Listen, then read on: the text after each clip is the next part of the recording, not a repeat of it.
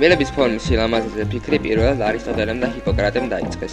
მე-17 საუკუნის ბოლოს კი გაჩნდა ახალი მეცნიერება ორთოდონტია.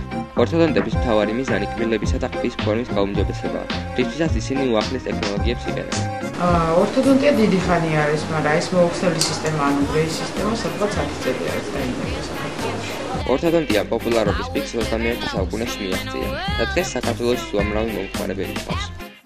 შემიძლია გითხრათ, მაგრამ საერთოდ ახლა მარტო მე ხო არ ეს ამ სისტემაზე მუშაობს, მე პაციენტებზე ვერ გეტყვით, ჩვენ გვყავს ბოლო პაციენტი რა ნომერი განინახე, აქტიური, ახლა გეტყვით 1100 პაციენტი.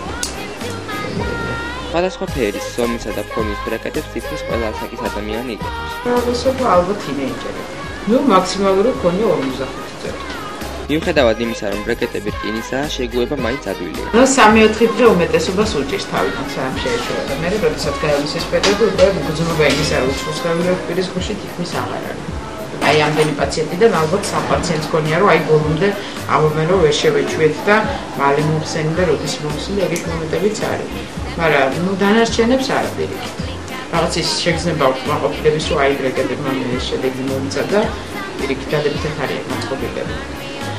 და სიმართლე გითხრათ, ჩვენც ახლა განწყობა თუ არა აკადემიას ვცდილობთ, რომ ან მაქსიმალურად შევქმნათ განწყობა, რომ იმგონოს ორთოდონტია, ან თუ ვერ შეიქმნა, ვეუბნებით, რომ თუ ფსიქოლოგიურად იმდენად პრობლემებს მოგაყენებთ, რომ დაიძაბები ჯობია გასასწორებელი კბილებითი არა დაყრდნილი, ვიდრე მე ფსიქოლოგიური პრობლემები ქონდეს ადამიანს, ხო?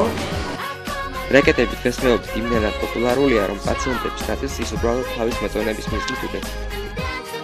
ძალიან ხშირად არა, მაგრამ არის ეგეთი შემთხვევები, რომ უნდათ როგორც აქსესუარი დაიყენო.